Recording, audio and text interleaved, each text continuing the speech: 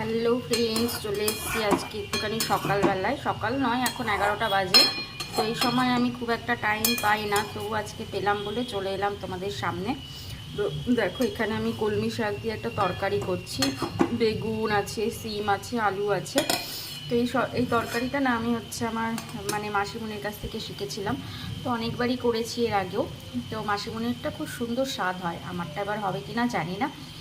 আর এখানে নিয়ে নিয়েছি চারা মাছ, আর এখানে একটুখানি চিংড়ি মাছ। তো চারা মাছটা একটু পাতলা করে ঝোল করব, আর চিংড়ি মাছটা এই দেখো এই যে এখানে নিয়ে নিয়েছি, তোমাকে দেখাচ্ছি দাঁড়াও।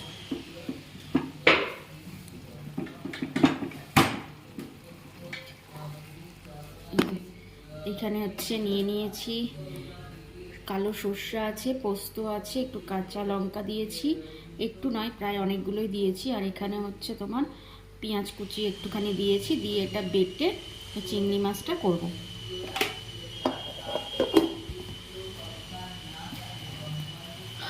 তো এই আজকে মোটামুটি রান্নাবান্না। আর সাথে হয়তো ইঁচড়ও থাকবে, ওটা মা পাঠাবে।